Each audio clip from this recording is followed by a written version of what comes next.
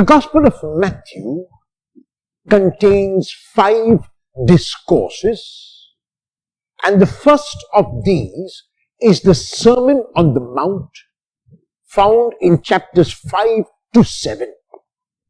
It begins in chapter 5, verse 1, when Jesus goes up to the mountain, which is why it is called the Sermon on the Mount, and ends in chapter 7, verse 29, when the crowds are amazed at the teaching of Jesus.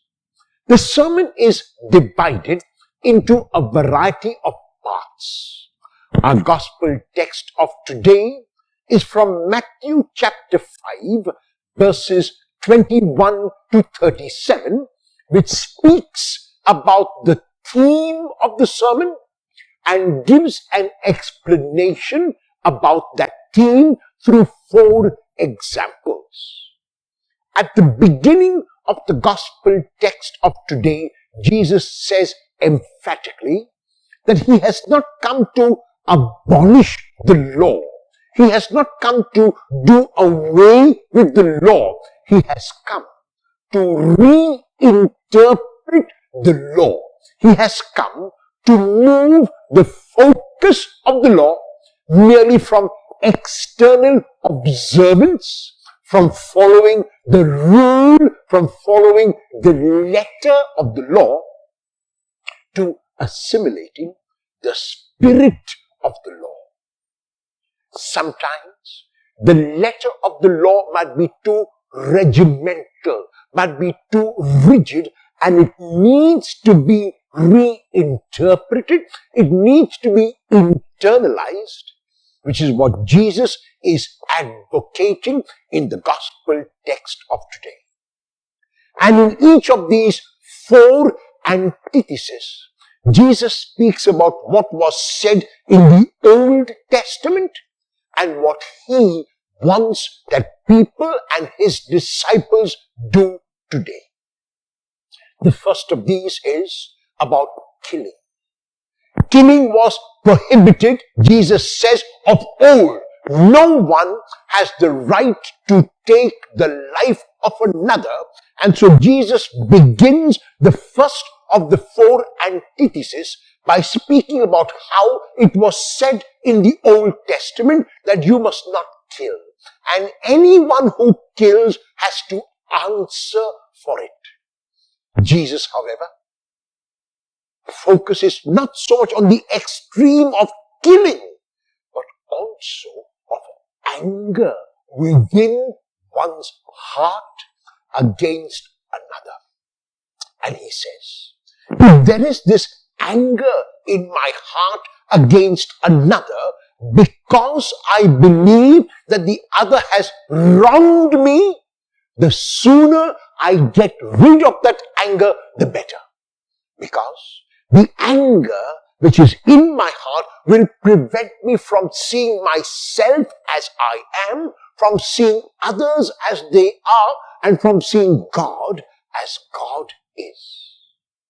Modern doctors today are all saying to us that these negative emotions like anger and revenge and hate eat at our insides and cause the external ailments that we suffer from.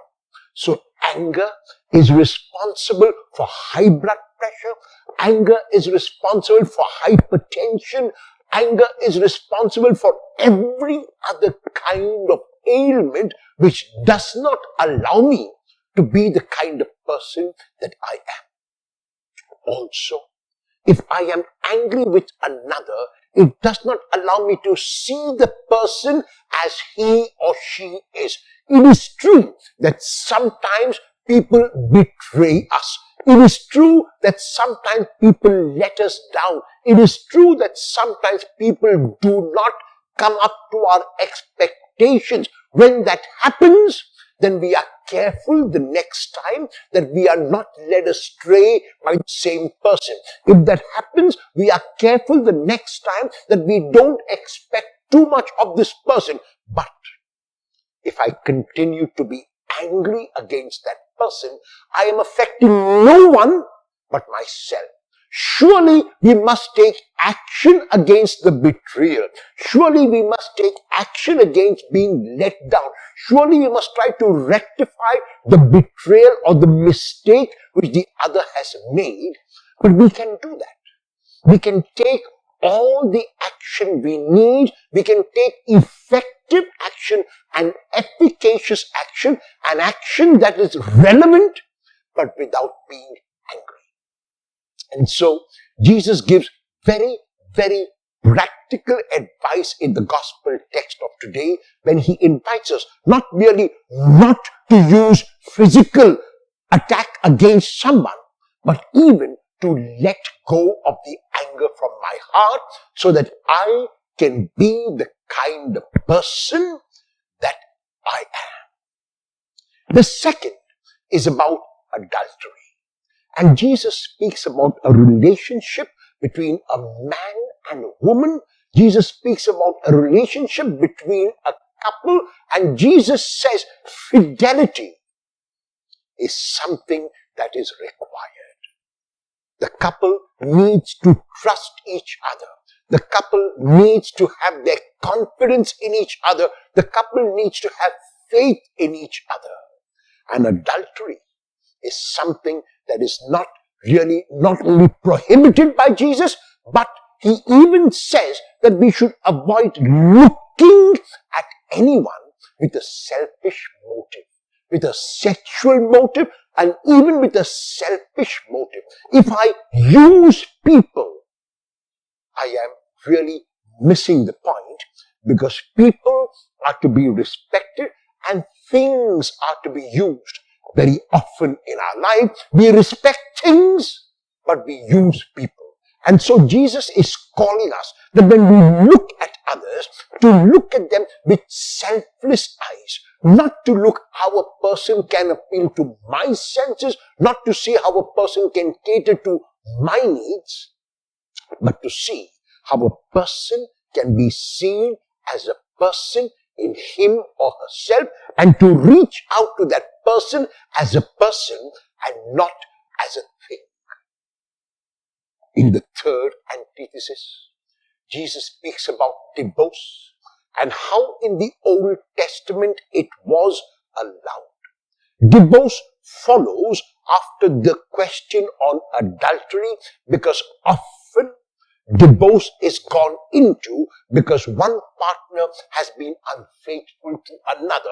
There are a variety of other reasons for divorce, but this is one of the main causes: infidelity or adultery.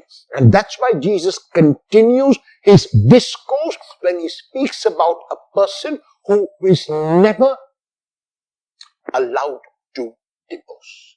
And the reason why Jesus prohibits divorce is because from the beginning, God created that people should be together, that a man and woman should come to be together. And that is why, beginning from the book of Genesis and repeated by Jesus in the scriptures, we are told a person leaves their family and clings to the partner that they have accepted. So the two become one, and they are no longer two, but one. If they are one, they cannot be separated. If they are one, they cannot be divorced. So Jesus is calling once again through this antithesis for fidelity to whatever commitment I make. Jesus is not merely talking about married couples. He's not talking merely about married people and about divorce in marriage. He's talking about anyone who makes a commitment to a state of life. So I can interpret what Jesus is saying to my life as a priest. I have to be faithful to my vows. I have to be faithful to my commitment to the Lord. Since I have chosen this way of life, I have to see it through. Are there challenges in my life? Surely there are. Are there beautiful moments in my life? There are more beautiful moments than challenges. Yes, there are. But because there are challenges, I don't give up this way of life. Because there are challenges in a relationship, because there are challenges in marriage, because there are challenges as a bachelor or the spinster or as a priest or as a religious, I don't give up my way of life. I face those challenges squarely with confidence that the Lord is behind me, the Lord walks by my side, and the Lord accompanies me. So I don't divorce from my way of life. I am faithful to the commitment I have made, and I will persevere in this commitment to the end.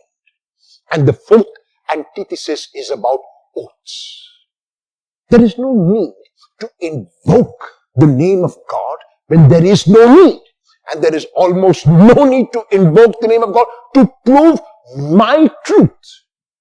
And Jesus says, very simply, if you mean yes, say yes. If you mean no, say no. Why do you want God to call upon as a witness? Why do you want God to testify to what you are saying? If you are true to yourself, and if you know that you are true to yourself, then you will simply say yes or no. So the prohibition of oaths, because God is God and we must let God be God, we must remember that we are humans and we have to behave like humans. In the second reading of today, Paul tells his disciples how this mystery, which was hidden from the world from the beginning of creation, is now revealed. And the mystery that is revealed is the Lord himself. And the reason why this mystery is revealed is to show us the way. Jesus speaks of himself as the way which leads to the truth, which leads to life. If we hear the words of God, if we hear the words of the Lord, if we assimilate those words and live them out in our lives, then we can have, like he has promised, life in all its fullness, the fullness of life.